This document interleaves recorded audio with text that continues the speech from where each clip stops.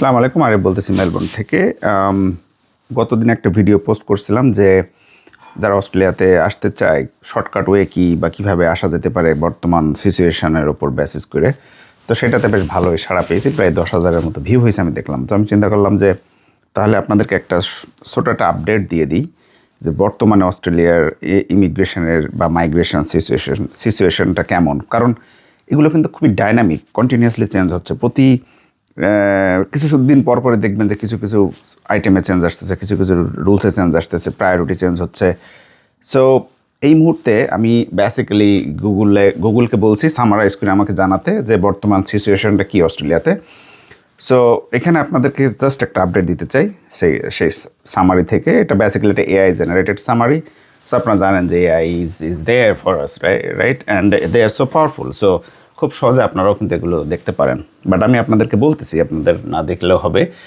Number 1 হচ্ছে permanent migration program remains unchanged. মানে হচ্ছে এটা যেমন ছিল এরকমই আছে। মানে হচ্ছে টোটাল ইনটেকের দিকে চিন্তা করলে কতজন টোটাল ওরা নিত, সেখানে দেখা গেছে যে প্রতি বছর ওরা এরকম 1,90,000-এর মতো নিত। তো সেক্ষেত্রে একটুখানি কমে এটা হয়ে গেছে 1,85,000 2026-27 সালের জন্য যে ইনটেক মানে বাইরে থেকে আনবে। তার ভিতরে বলতেছে 70% হবে স্কিল্ড মাইগ্রেশন। মানে হচ্ছে আপনি 189, 190 বা বিভিন্ন ধরনের এমপ্লয়ার স্পন্সরশিপ ভিসা যেগুলো আছে সেগুলোতে যাবে 70%, আর 30% হচ্ছে ফ্যামিলি মাইগ্রেশন। মানে হচ্ছে এই যে আমরা বাপ মাদের নিয়ে আসি বা বিভিন্নভাবে যে ভিসা দিয়ে ফ্যামিলির মানুষজন আসে সেগুলোর জন্য 30%।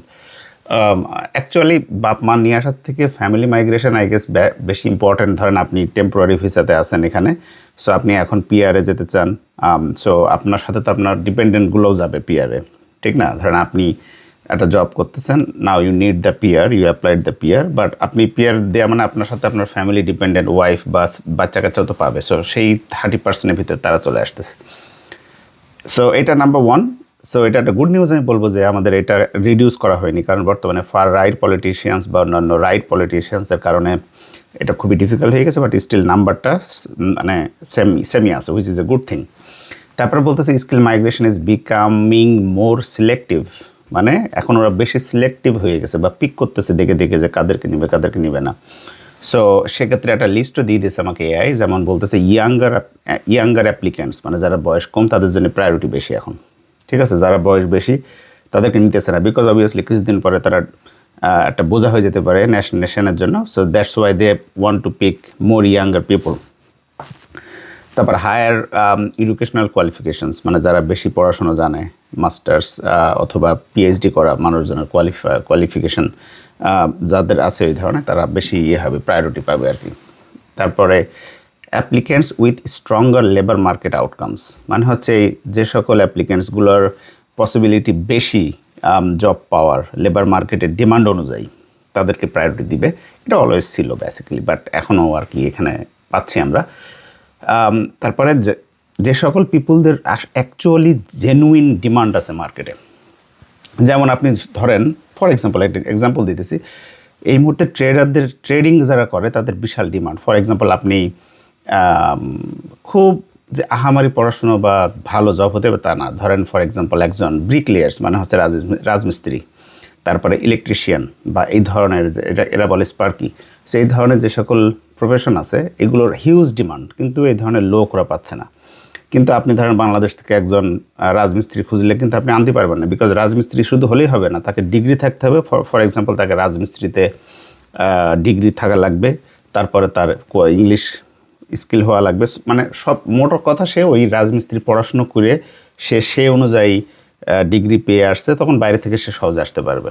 বুঝতেছেন তো ব্যাপারটা? মানে এমন না যে আপনি একটা রাজমিস্ত্রি ধরেই এখানে পাঠাই দেবেন না, সে চলে আসবে। That's not the case. এই কারণে দেখা গেছে যে এই ধরনের বহুত প্রফেশন বাংলাদেশে যারা খুবই অ্যাভেলেবেল, কিন্তু তারা আসতে পারে না বিকজ তারা অন্যান্য ক্রাইটেরিয়া মিট করতে পারে না।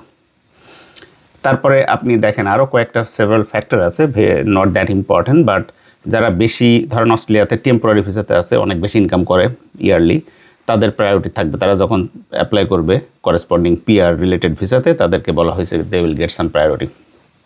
অলরাইট, আরেকটা ইম্পর্টেন্ট জিনিস বলতেছে employer sponsorship visa now the preferred pathway, যেটা আমি গতদিন আপনাদেরকে বলছি যে এমপ্লয়ার স্পন্সরশিপ ভিসাটা হচ্ছে খুব সহজে অস্ট্রেলিয়াতে আসার একটা মাধ্যম, এবং এটাকে এখন বলা হচ্ছে প্রিফার্ড, মানে পছন্দের পাথওয়ে, মানে সবচেয়ে বেশি ওয়েতে আপনি আসতে পারবেন বা অস্ট্রেলিয়া তাকে সুযোগ দেবে। কারণ কি, যদি কোনো এমপ্লয়ার মানে একটা কোম্পানি আপনাকে নিয়ে আসতে চায় অস্ট্রেলিয়াতে, অ্যাগ্রি করে, আপনাকে অফার দেয়, তাহলে অস্ট্রেলিয়ান গভর্নমেন্ট তাকে আটকাবে না, খুব সহজে এসে চলে আসবে। ঠিক আছে, সো এটা very important and also very difficult to get the employer sponsorship as well, but কেউ যদি পায়, they are the luckiest person and they will quite easily move this country কোনো সমস্যা ছাড়াই। তারপরে student visa rules are much restricted, মানে হচ্ছে এরা এখন স্টুডেন্ট ভিসার রুলসগুলো অনেক ধরনের রেস্ট্রিক্ট হয়ে গেছে। কীরকম, যেমন এখন বলতেছে ওরা হায়ার ইংলিশ ল্যাঙ্গুয়েজ রিকোয়ারমেন্টস, আগে ইংলিশ ল্যাঙ্গুয়েজের একটা রিকোয়ারমেন্ট ছিল, এখন সেটা বাড়াই দিছে। তারপরে ফাইন্যান্সিয়াল এভিডেন্স এখন বেশি বেশি চাচ্ছে, কারণ অনেকে বিভিন্ন ধরনের লুপহোলের মাধ্যমে এগুলো উল্টোপাল্টা করতো, এখন ওটা রেস্ট্রিক্ট করে দিছে। জেনুইন স্টুডেন্ট অ্যাসেসমেন্টস, মানে উল্টোপাল্টা না, একেবারে এক্স্যাক্টলি অ্যাসেস করা হবে যে আসলে স্টুডেন্ট হিসেবে আসতেছেন, অন্য কোনো উদ্দেশ্য আছে। তারপরে স্ক্রুটনি করা হবে এডুকেশন প্রোভাইডার্স, মানে কেউ বলতেছে আমি এই পাস তাই পাস, অমুক রেজাল্ট আমার হয়েছে, সো এগুলো এক্স্যাক্টলি ঠিক কিনা। ম্যাক্সিমাম ক্ষেত্রে বাংলাদেশ থেকে যারা আসে তাদের সব ঠিকই থাকে, বাট অনেক সময় অনেকে উল্টোপাল্টা করে আর কি। তারপরে ভিসা কমপ্লায়েন্স মনিটর করবে আরও বেশি স্ট্রংলি, এটা ভেরি ইম্পর্ট্যান্ট, কারণ অনেক স্টুডেন্ট এখানে আসার পরে তারা ওই ভিসা কন্ডিশনগুলো মানে না। বলা হয়েছে 25 ঘন্টা বেশি কাজ করবে না, তারা 40 ঘন্টা করে কাজ করে। আবার অনেকে করে আবার এটিওর মাধ্যমে পেমেন্ট নেয়, মানে হচ্ছে রেকর্ড চলে যায় গভর্নমেন্টের কাছে যে আমি কিন্তু 40 ঘন্টা করছি। এগুলো আগে ওইভাবে দেখতো না, বাট এখন ওরা দেখবে। শোনেন, ভিসা কন্ডিশন যদি কেউ মানে ব্রেক করে, তাহলে অস্ট্রেলিয়ার government has the full authority two deport that guy, যে তুমি চলে যাও, তুমি যেহেতু ভিসা কন্ডিশন আমি বলে দিচ্ছি এটা করবা না, তারপরে তুমি ভায়োলেট করছো, means you are basically violating the rules, very important condition you are violating, so you have to go back. সেটা করতে পারে, কিন্তু আগে এটা করতো না, বাট এখন ওরা ওটাকে বেশি ফোকাস দিতেছে। আরেকটা জিনিস খুবই বলা হচ্ছে যে visa hopping. Do you know what is visa hopping? Visa hopping মানে হচ্ছে এই ধরেন আপনি স্টুডেন্ট ভিসাতে আসলেন, আসার পরে আপনার স্টুডেন্ট ভিসা 3 বছর পরে তো শেষ, তখন আগে কী হতো, ও আর যেত না ফিরে, ও কী করতো, চিন্তা করতো আচ্ছা তাহলে আমি আর কোন ভিসায় যাওয়া যেতে পারে, সো সে আবার আর একটা সাবজেক্ট অ্যাপ্লাই করতো, করে ওইখান থেকে আবার আর 3 বছরের ভিসা নিত, আবার 3 বছরের ভিসা নিত, এরকম করে দেখা গেছে অনেক এমন হয়েছে সেই স্টুডেন্ট ভিসা আসছে এবং 10, 12, 15 বছর ধরে স্টে করতেছে ওই স্টুডেন্ট ভিসাতেই ঘুরে ফিরে। সো এটাকে বলে ভিসা হপিং, মানে আপনি একটা ভিসাতে আসলেন, আপনার উদ্দেশ্য ছিল পড়াশোনা শেষ করে চলে যাবেন, না যে আবার আর একটা ভিসাতে চলে যাচ্ছেন। সো এইটাকে বলা হয়েছে ভিসা হপিং, যেটা কিনা অ্যানাদার ভিসাতে, আবার অনেক স্টুডেন্ট ভিসা হলে হয়তো কিন্তু হয়, কিন্তু তারা কি এক ভিসা থেকে আরেক ভিসাতে চলে যায়। সো এটা একেবারে বলা হয়েছে যে খুবই স্ট্রিক্ট করা হবে। সো এটা একটা ব্যাড নিউজ বলবো আমি আমাদের স্টুডেন্ট যারা আছে তাদের জন্য, রিয়েলি ব্যাড নিউজ। তারপরে কি ভিসা অ্যাপ্লিকেশন ফি ইনক্রিজ করা হয়েছে। সো স্টুডেন্ট ভিসা নাও বলা হচ্ছে অ্যাপ্রক্সিমেটলি $2,500 অস্ট্রেলিয়ান ডলার, মানে প্রায় অনেক টাকা, 2 লাখের উপরে, 2 লাখের মতো। আর যারা টেম্পোরারি গ্র্যাজুয়েট ভিসার জন্য অ্যাপ্লাই করবে তাদের জন্য $5,750, ওরে বাপরে বাপ, তার মানে 4 লাখ টাকার উপরে। আর যারা পার্টনার ভিসা, ধরেন আপনি এখানে আসেন, আপনার ওয়াইফ আছে বাংলাদেশে, তাকে আনতে চান, পার্টনার ভিসার জন্য আপনার পিআর অবশ্যই, আমি যেগুলো বলতেছি সবই কিন্তু পিআর ভিসার অ্যাপ্লিকেশন করতে, এবং সেক্ষেত্রে বলা হচ্ছে $11,000, $700, মানে প্রায় 10-12 লাখ টাকা আপনার খরচ করতে হবে আপনার ওয়াইফকে যদি পার্টনার ভিসাতে অ্যাপ্লাই করতে চান। আর লাস্টে আরেকটা জিনিস বলা হচ্ছে, সরি লাস্ট না, একটা কয়েকটা পয়েন্ট, বাট আমি একটু কুইকলি করতে চাই। টেম্পোরারি গ্র্যাজুয়েট পাথওয়ে, যেটা এর আগে কী হতো যে আপনি পড়াশোনা শেষ করছেন, আপনাকে একটা টেম্পোরারি গ্র্যাজুয়েট 485 ভিসা বলে দিয়ে দেওয়া হতো, যে যাতে আপনি এখানে আরও থাকেন, যেহেতু আপনি পড়াশোনা করছেন, আরও 1 বছর 2 বছর থাকেন, থেকে কিছু জব করেন, মানে এই সুযোগটা দেওয়া হতো আগে।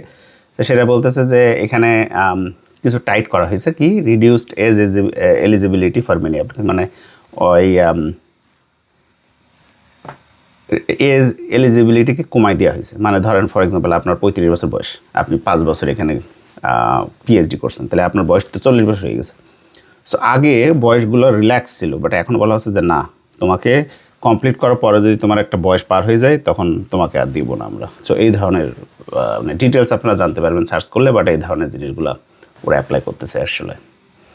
রিজনাল অস্ট্রেলিয়া রিমেইনস এ প্রায়োরিটি, এটা মনে রাখবেন আপনারা যারা অস্ট্রেলিয়াতে আসতে চাচ্ছেন, সবসময় যে সিডনি, মেলবোর্ন বা অন্যান্য সিটিতে হবে তা না, আপনারা রিজনে মুভ করার প্রিপারেশন নিয়ে আসা উচিত। রিজন মানে কিন্তু সাউথ অস্ট্রেলিয়ার রাজধানী অ্যাডিলেড রিজন, তারপরে আপনার ওয়েস্টার্ন অস্ট্রেলিয়ার রাজধানী পার্থ অলসো রিজন, তারপরে আপনার নর্দার্ন টেরিটরি ডারউইন, এগুলো কিন্তু রিজন। সো আপনি রিজন মানে যে গ্রামে যে আপনাকে থাকতে হবে তা না, বড় বড় অনেক সিটিও কিন্তু রিজনের পার্ট। সো এগুলোটা মাথায় রেখে প্রায়োরিটি সেট করতে হবে যে আমি কোথায় গেলে ভালো হয় এবং কোথা থেকে আমি সহজে পিআর পেতে পারি। আর এই তো। সো সবশেষে একটা ওভারঅল একটা ডিরেকশন দিয়ে শেষ করতে চাই। সো আমি এর আগে বলছিলাম যে Australia is moving away from a migration system driven by volume and towards one focused on economic contribution. মানে মোট কথা হচ্ছে এই যে এখন বর্তমানে আগে যে ভলিউম বেসিসে নিয়ে হয়তো ওখান থেকে সরে আসতেছে, সরে এসে এখন মেইনলি ফোকাস করতেছে ইকোনমিক কন্ট্রিবিউশন, আপনি আসলে কতটুকু কন্ট্রিবিউট করবেন অন ইকোনমি। এই কারণে তারা হাই স্কিল ওয়ার্কারদেরকে অ্যাট্রাক্ট করার চেষ্টা করতেছে, তোমরা আসো, এনকারেজ করা হচ্ছে এমপ্লয়ার স্পন্সরশিপ ভিসা, যেটা আমি আপনাকে বলছি। তারপরে রিজিওনাল যদি আপনি যেতে চান, ওয়ার্কফোর্সকে ওরা প্রায়োরিটি দিতেছে। তারপরে টেম্পোরারি ভিসাটা মিসইউজ করা হতো আগে, সেটাকে ওরা চেষ্টা করতেছে একটু মিসইউজ না করতে। আর মাইগ্রেশন ওভারঅল সিস্টেমের ইন্টিগ্রিটিটাকে তারা চাচ্ছে যে আরও বেশি বাড়িয়ে দিতে, সো দ্যাট সহজে আগে যেটা আসা যেত ওই ধরনের স্ক্রুটিনাইজ করা হতো না, ডিপলি ইনভেস্টিগেটেড করা হতো না, এখন প্রতিটা ক্ষেত্রে করা হবে।